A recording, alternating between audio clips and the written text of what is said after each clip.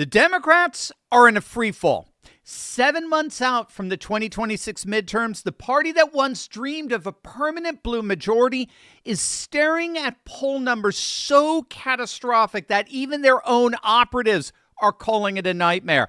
And it's not just the polls.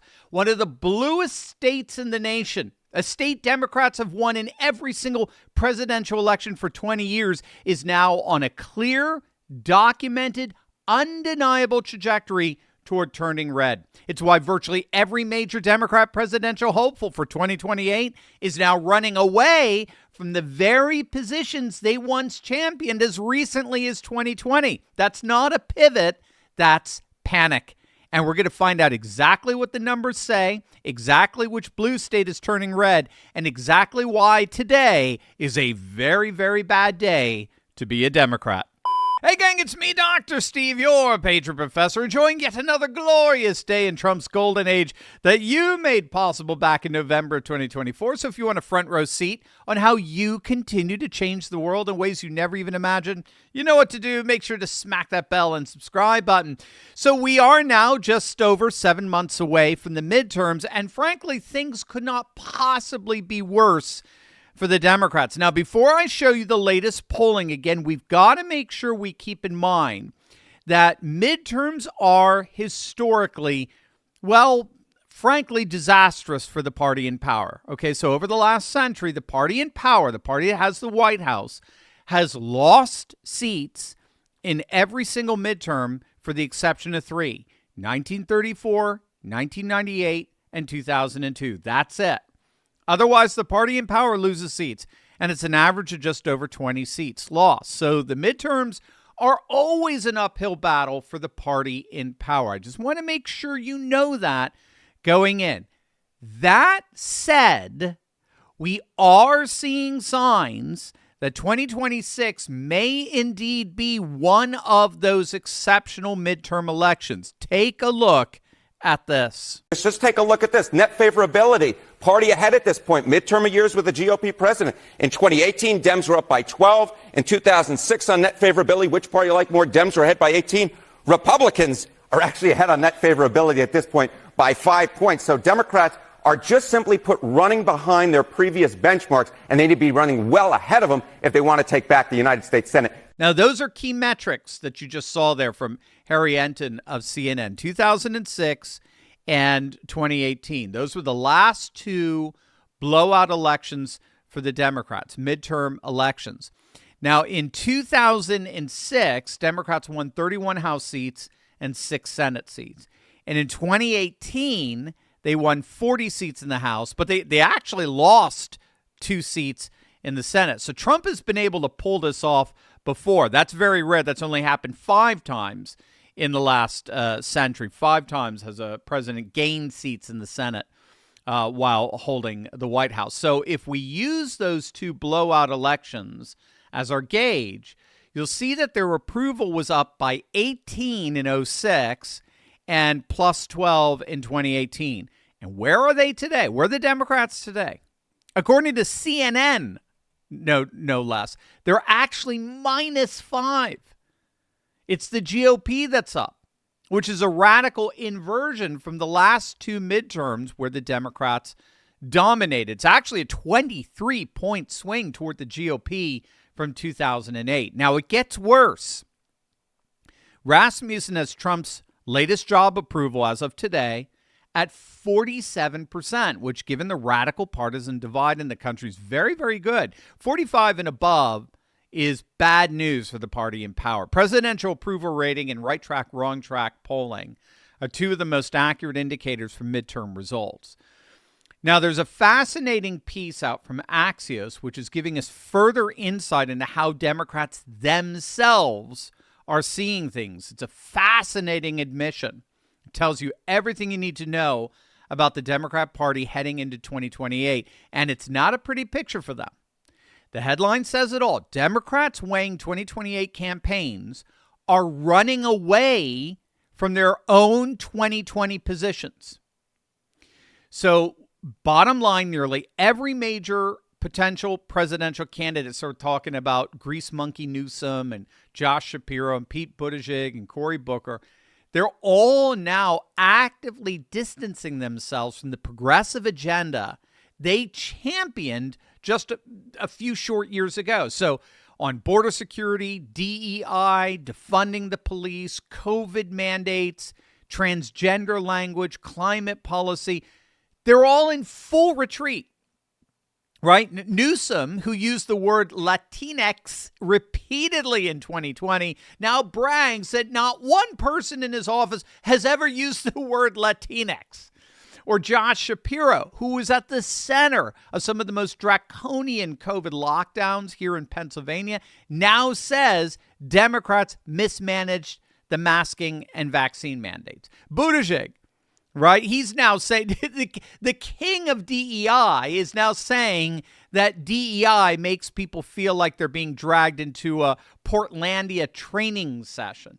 They're all running away from the very positions that they all took as recent as 2020. And Axios, to their credit, is pointing out that backtracking is an admission.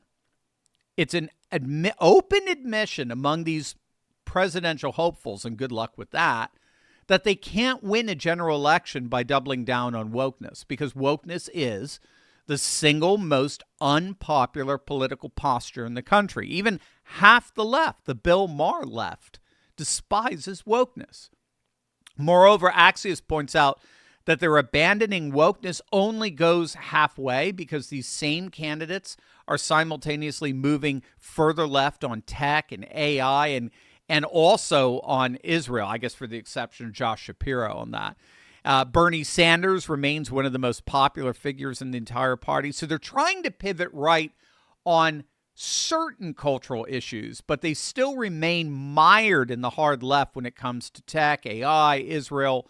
So what you have is a party trying to say two completely opposite things at once. And voters, according to these polls, are apparently seeing right through it. Again, the problem here is that the Democrats are consistently on the wrong side of what we call 80-20 issues. So whether we're talking border security or mass deportations, ICE raids, banning trans athletes in women's sports, voter ID, law and order, cracking down on crime, Democrats are staking their positions consistently with the fringe far left that can barely garner 20% support.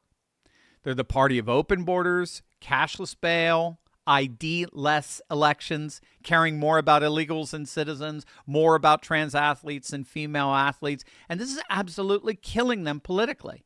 And as we're about to see, it's even forcing one of the bluest of blue states to the precipice of turning red. Wait until you see this. But first, who loves sushi? I know I do. I am a huge, my wife's from Japan. My whole family loves sushi, as do a growing number of Americans. In fact, over the last 2 decades, raw fish consumption has exploded. Sushi bars are everywhere. Grocery stores and gas stations sell it, and millions of people now eat raw fish weekly. But there is a hidden risk most people never think about: parasites. Salmon's one of the worst. It's one of the most popular fish worldwide, but it naturally contains more than 70 parasites. Now, most are tiny and nearly impossible to see, and they're making their way into the human body. Once inside, parasites can hide for years while frequently laying eggs before any symptoms appear. This is why many physicians are raising awareness about parasite exposure. Dr. Peter McCullough recommends doing a parasite cleanse at least once a year as a preventative measure. The wellness company offers a hard-to-access RX parasite cleanse, USA compounded ivermectin and mebendazole. Ivermectin paralyzes the parasite's nervous system, while mebendazole starves them. Each capsule contains 25 milligrams of ivermectin and 250 milligrams of mebendazole, lab tested for quality. And you can now get a more budget-friendly 45 capsule option that costs $250 less, giving you 2 21-day parasite cleanse cycles. Same formula as the original, just a smaller quantity. Head on over to twc.health/Turley and use code Turley to save $52 off plus free shipping, USA residents only. The state of New Mexico, which has not gone red since 2004, looks as if it's on a clear trajectory to becoming a solid red state. Voter registration numbers for the month of March showed a pickup for the GOP of over 500 voters. In a small state like New Mexico, that's huge, especially when it's part of an ongoing pattern. In fact, election forecaster Seth Keshel is including New Mexico as one of a tier of 4 forthcoming presidential red states. The GOP added approximately 15,000 new voters in New Mexico from November of 2024 to July of 2025, with total Republican registration rising from 422,000 in 2024 to 437,000 by July of 25. But just as importantly, during that same period, Democrats actually lost voters. They saw a decline of just over 11,000 voters, creating a net swing, get this, of approximately 26,000 voters in favor of Republicans since 2024. Now, to put that in perspective, the most updated map has a gain of 21,000 Republicans since November of 2024, and Kamala Harris won New Mexico by just 55,000. So the Republicans are cutting that lead in half. They are clearly closing in here in terms of basically out-registering the Democrats into political irrelevance in a state that Democrats have won in every presidential election in the last 20 years. Now, the key to this shift towards the GOP is, of course, the two main groups that make up a substantial part of the new Trumpian MAGA coalition: working class voters and Latinos. So, and those two inordinately make up the demographics of New Mexico. So basically, the white working class and the non-white working class are defecting in mass numbers over to the GOP and are poised now to flip what has been for the last 2 decades one of the most reliably blue states in the nation. And the key to that shift, as Newsweek recently reported on, is that the Obama coalition has basically transformed into the Trump coalition. That's key to understanding these massive voter registration shifts that are happening all across the country. The Obama coalition has turned into the Trump coalition. And what that means is that the working class constituents that gave Obama's massive victory back in 2008 have largely abandoned the Democrat Party and embraced MAGA, right? We got to remember that at the heart of the Obama coalition was the working class, both white and non-white. So support from the white working class helped Obama win states like Pennsylvania, Michigan, Wisconsin, Ohio, Iowa, twice in a row. And the Latino vote, which is predominantly the non-white working class, helped Obama win Florida twice. Latinos voted for Obama in 2008 by a margin of more than 2-1, basically 70% to McCain and Romney's 30%. What's happening is that both the white and non-white working class have defected en masse to Trump.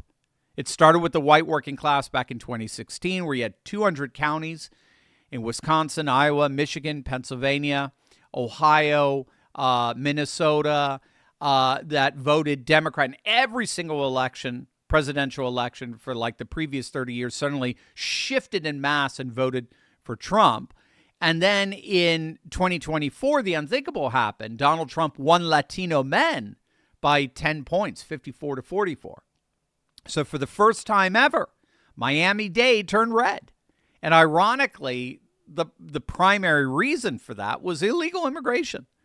Harry Enton of CNN actually recently pointed out that Latino voters have swung to the GOP by 40 points since 2020 on the issue of who do you trust more on immigration. Democrats had a plus 32 lead back in 2020. The GOP now has a near plus 10 lead. So that's why places like Starr County, Texas, a border county, 98% Latino, voted Democrat in every presidential election for 100 years, voted Trump in 2024. And this is exactly what we're seeing happening here in New Mexico. Working class Latino voters are swinging en masse to Trump. And it's now causing some Democrats to realize that their party has been permanently locked out of power for the foreseeable future. And they're admitting that ultimately it's because of their failed policies. It's not because of redistricting or gerrymandering or any excuse like that. Voters are abandoning the Democrats precisely because of their own failed policies, precisely because they consistently stake their positions in on the 20 side of 80-20 issues. And that's why you have so many 2028 presidential hopefuls turning away from what was once their own woke orthodoxy. So obviously we'll be keeping a very close eye on how things develop here, but there's no question today is not a very good day to be a Democrat. Got a question? Ask me directly. Every Monday night, I go live with Courageous Patriots Club members for a real unscripted Q&A. Scan the QR code and join us.